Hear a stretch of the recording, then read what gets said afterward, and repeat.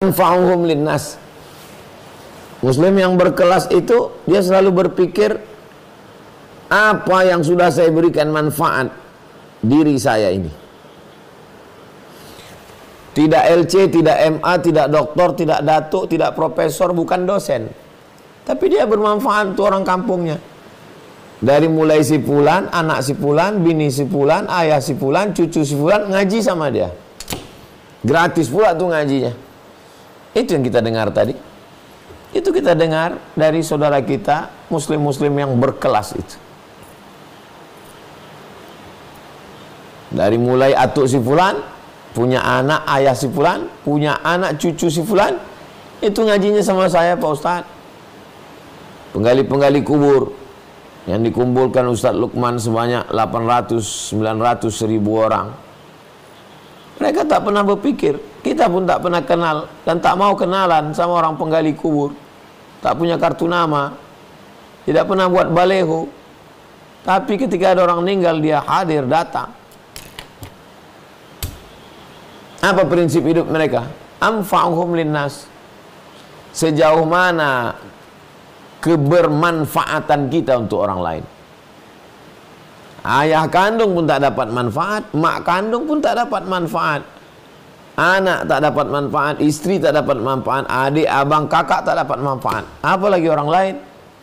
Atau sebaliknya, ada jenis manusia ini untuk orang lain semua dapat manfaat, tapi orang dekat dia tak dapat manfaat.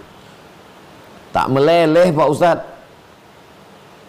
Ibarat air digenggam tak meleleh, tak ada manfaatnya.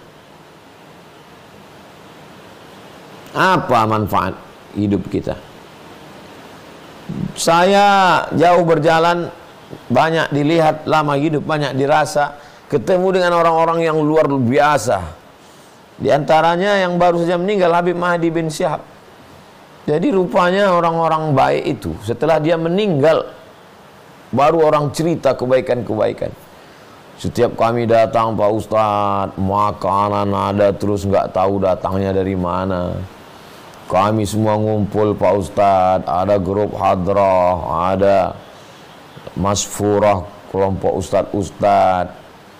Ketemu tamu dari Surabaya, nggak tahu nih Ustadz, setelah Habib meninggal kami mau kemana Pak Ustadz. Biasanya kami kalau datang dari mana-mana ke beliau Pak Ustadz. Bermanfaat luar biasa, termasuk saya.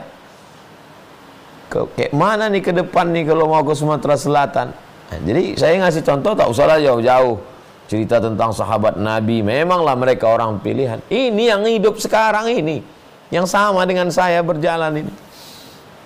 Orang-orang yang luar biasa bermanfaatnya untuk manusia. Jadi kita coba kita pikirkan, dari pagi tadi aja pagi sampailah malam ini sholat isya ini, berapa orang yang sudah dapat manfaat dari hidup kita? Atau kita yang memanfaatkan orang lain? Nah, jadi kalau prinsipnya besok pagi kita merenung berpikir, apa manfaatku untuk orang lain? Kira-kira orang lain dapat manfaat apa dari saya? Banyak kita melihat orang yang simpel sederhana, ya bukan orang kaya, bukan pejabat, tapi orang dapat manfaat luar biasa dari kehidupan. Itu di Masjidil Haram, Masjid Nabawi, kita tengok orang, ada yang hanya bagi-bagi kresek aja. Bagi kresek aja. Ada yang cuma bagi tisu aja. Saya sholat, masuk sebelum maghrib, sholat maghrib, dari maghrib ke isya, semua orang dapat tisu, dia bagi tisu. Karena kebetulan angin kencang, ada orang bersin, ada yang meleleh, ada untuk mata, dapat. Ada yang mengoleskan parfum aja. Sampai saya waktu jalan di depan Zamzam Tower, gatal belakang ini. Datang orang menggarukan dari belakang. Menggarukan belakang kita pun ada juga orang. Allahu Akbar. Bisa dia mengambil manfaat, memanfaat. Terkenang kita.